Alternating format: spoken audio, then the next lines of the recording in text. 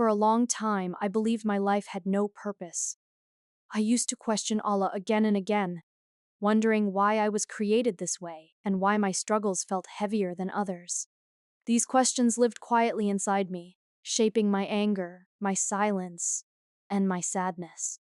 I didn't understand then that unanswered pain slowly turns into frustration when it is not heard or understood.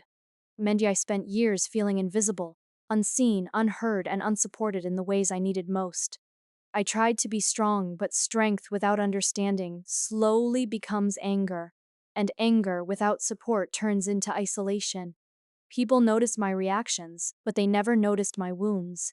They judged my behavior without ever asking what I had been carrying inside. Over time, I started believing the labels people gave me. I thought maybe I really was difficult. Maybe I really was a problem. That belief damaged my confidence more than any failure ever could. I now understand that people don't become angry or rude because they are bad. They become that way because they were never taught how to express pain safely. I was not angry by choice. I was hurting without knowing how to heal. The Everything began to change the day I stopped asking why this was happening. To me and started asking what this pain was teaching me. That shift did not fix my life overnight, but it opened my eyes. I realized that pain is not always a punishment. Sometimes it is preparation. For the first time, I looked at myself with compassion instead of hate. I began to understand that my struggles with education did not mean I was unintelligent. They meant I needed a different way of learning. My emotional reactions were not weakness.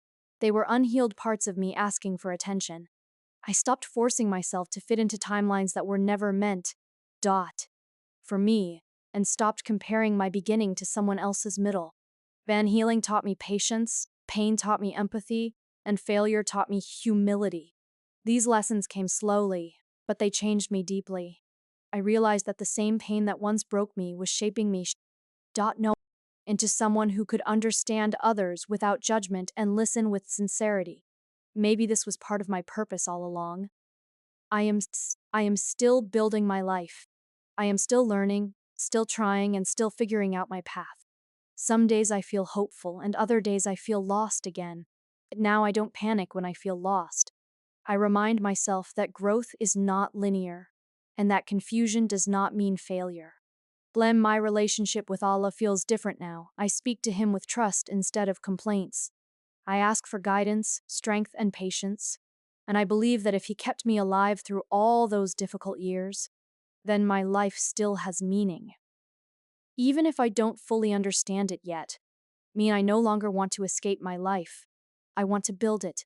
I want a life based on peace, self-respect, and quiet growth. My past does not define me. It explains me. And my future may be uncertain, but for the first time, I believe I have the courage to shape it myself. Dominance. If someone listening to this feels behind, misunderstood, or tired of trying, I want them to know that their struggle is not meaningless. Their pace is not wrong, and their story is not finished. Sometimes, the deepest pain is shaping the strongest purpose, and maybe that is what Allah was doing with me all along.